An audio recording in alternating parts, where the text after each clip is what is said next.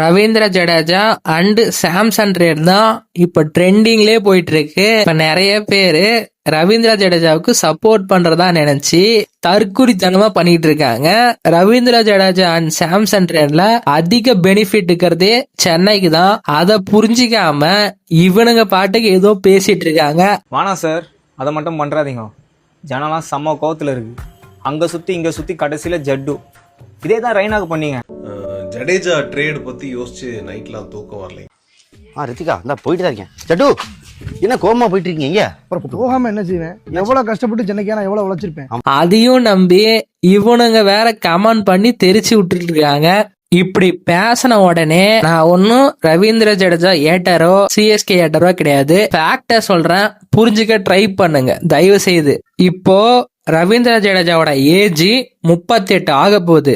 அவரு already T20 ஃபார்மேட்ல இருந்து retire ஆயிட்டாரு. அதே மாதிரி ஃபீல்டிங் எல்லாம் நீங்க எந்த குறையுமே சொல்ல முடியாது அடுத்த 5 வருஷத்துக்கு. நான் எங்க சொல்ல வரேன்னா, அவரோட பவுலிங் பர்ஃபார்மன்ஸை எடுத்து பாருங்க. 2024ல 10 விக்கெட் தான் எடுத்திருக்காரு.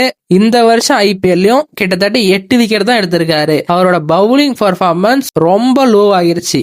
அது மட்டும் இல்லாம ரவீந்திர ஜடேஜாவை ரீடைன் பண்ணது 18 கோடிக்கு. அந்த 18 கோடிக்கு ஏத்த பர்ஃபார்மன்ஸ் பண்ணாரா கேட்டீங்கன்னா பர்ஃபார்மன்ஸ் பண்ணல.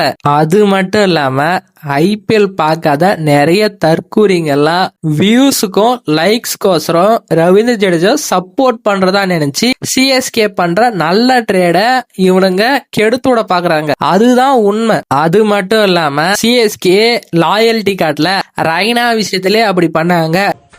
இதே தான் ரெய்னாக்கு பண்ணீங்க. அதுவே இன்னும் மறக்க முடியல. அதுக்குள்ள ஜடேஜா இப்ப ஜட்டு விஷயத்திலயும் அப்படி பண்றாங்கன்னு சொல்லிட்டு இருக்காங்க. நான் உங்களுக்கு ஒரே ஒரு விஷயத்த கிளாரிஃபை பண்ண விரும்புறேன். ரெய்னா விஷயத்துல என்ன நடந்துச்சுன்னா, அவரு 2019க்கு அப்புறம் அவரோட ஃபிட்னஸ் லெவல் ரொம்பவே மோசமா இருந்துச்சு. அதனாலதான் இந்தியன் டீம்ல இருந்தே டிராப் பண்ணாங்க. அது மட்டும் இல்லாம 2020 ஐபிஎல் பர்சனல் இஷ்யூனால ரெய்னாவால விளையாட முடியல. 2021ல மறுபடியும் டீமுக்குள்ள வரும்போது அவரால கண்டினியூஸா பர்ஃபார்மன்ஸ் பண்ண முடியல. அந்த சீசன் ஃபுல்லா ரெய்னா ஒஸ்ட் பர்ஃபார்மன்ஸ் பண்ணாரு. ஏன் ஃபைனல்ல கூட ரெய்னாவை டிராப் பண்ணிட்டாங்க. தெரிஞ்சுக்கோங்க, இந்த மாதிரி சின்ன சின்ன பாயிண்ட்ஸ கூட தெரியாம தற்கூரித்தனமா பேசிக்கிட்டு இருக்கீங்க. ரெய்னாவுக்கு சிஎஸ்கே மேனேஜ்மெண்ட் துரோகம் பண்ணல. ஏன் அப்படி சொல்ல வரனா, ஒரு டீமோட பாயிண்ட் ஆஃப் வியூல இருந்து பாருங்க. 4 வருஷமா உங்களை ரீடைன் பண்ணி கிட்டத்தட்ட 14 கோடி வரை சேலரி தராங்க.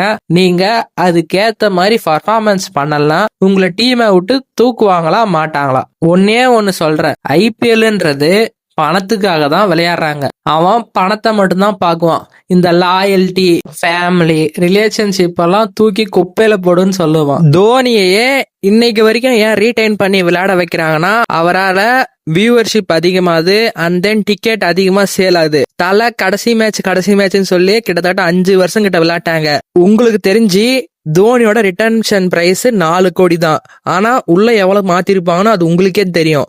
அது மட்டும் இல்லாம தோனியோட முட்டி தேஞ்சிருச்சு. அவர் என்னைக்கு ரிட்டையர் ஆக போறான்னு தெரியல. அதுக்கு ஏத்த மாதிரி Sanju Samson trade super trade நான் சொல்லுவேன் என்ன பொறுத்த வரைக்கும். அப்படியே உங்களால அதை அக்செப்ட் பண்ண முடியுதா முடியலையான்னு கமெண்ட்ல சொல்லிடுங்க.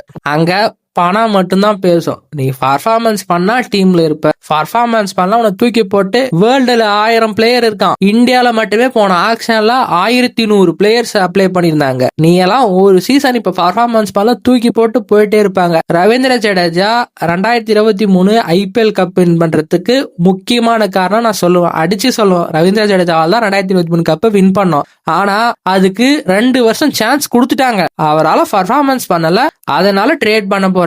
அது மட்டும் இல்லாம இவனுங்களே ரவீந்திர ஜடேஜா அவுட் ஆன போகும் போதெல்லாம் கத்தனாங்க, கூச்சல் போட்டாங்க, என்னென்னமோ பண்ணாங்க. இப்போ அவன் வியூஸ்க்கோசரம் ரவீந்திர ஜடேஜாவை சப்போர்ட் பண்ணி பேசுறான். அதை புரிஞ்சிக்காம நீங்களும் கூட சேர்ந்து சப்போர்ட் பண்றீங்களே, அதுதான்டா எனக்கு காண்டேறுது. அதுக்குன்னு நான் ரவீந்திர ஜடேஜாவை ஒஸ்ட் பிளேயரோ இல்ல சிஎஸ்கே மேனேஜ்மெண்ட் பண்றது ரைட்னு சொல்ல வரல. ஒரு டீமோட பாயிண்ட் ஆஃப் வியூல பாருங்க, Samson and Ravindra Jadeja trade is the best trade for சிஎஸ்கேக்கு நான் அடிச்சு சொல்லுவேன். அதே மாதிரி ஒரு விஷயத்த கிளாரிஃபை பண்ணிடுறேன். சாம்சன் இங்க வரதுனால எல்லா மேட்சும் அடிச்சு வின் பண்ணி கொடுப்பாருன்னா அது தெரியாது. இப்போ நீங்க சொல்லுங்க, ரவீந்திர ஜடேஜாவை சிஎஸ்கே ட்ரேட் பண்றது கரெக்டான டிசிஷனா இல்ல ராங் டிசிஷனா? உங்களோட ஒப்பீனியனை கமெண்ட்ல சொல்லுங்க.